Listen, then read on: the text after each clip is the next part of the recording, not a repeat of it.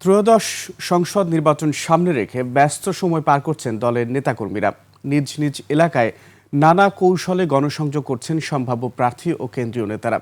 বিভিন্ন ইস্যু নিয়ে করছেন সভা সমাবেশও। ভোটারদের আস্থা অর্জনে দিচ্ছেন একের পর এক প্রতিশ্রুতিও।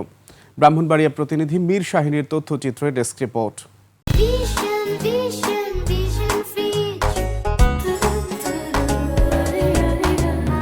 নয়টি উপজেলা নিয়ে গঠিত ব্রাহ্মণবাড়িয়া জেলা।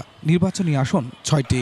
রাজনৈতিকভাবে সমৃদ্ধ এসব আসনে এখন নির্বাচনী উত্তাপ।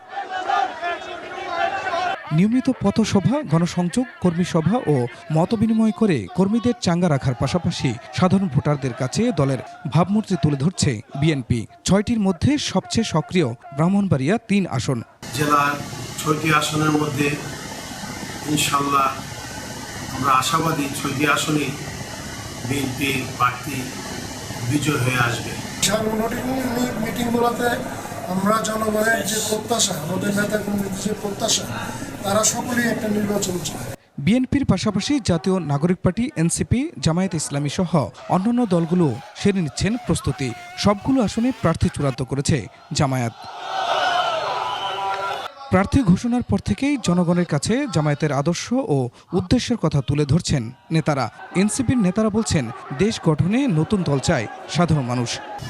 জনগণ যে কোনো সময় তুলনায় পরবর্তীত পরিস্থিতিতে তারুণ্যের নতুন স্বপ্ন যে জায়গাটা শুরু করেছে, এর ভিত্তিতে বাংলাদেশ জামায়াত ইসলামী সমর্থন দেবে আমরা আশা করছি। বাঞ্ছারামপুর, নাসিরনগর, কসবা, আখাউড়া এবং বিজয়নগর সহ প্রতিটা উপজেলায় আমাদের অবস্থান ভালো, কাজ করছে। এদিকে যোগ্য প্রার্থী বাছাইয়ে নিজেদের ভোটের মাধ্যমে রায় দিতে চান ভোটাররা। যারা এলাকার উন্নয়ন করবে এবং সাধারণ মানুষের কথা শুনবে, তাদের পাশে থাকবে, এমন প্রার্থীকে আমরা ভোট দেব। কেন্দ্রে গিয়ে দেখতেছি যে আমার ভোট অন্য আরেকজন দিয়ে দিচ্ছে, কিন্তু এবার যেন এরকম না হয়, আমার ভোট আমি দেব, যোগ্য ব্যক্তিকে দেখে ভোট দেব।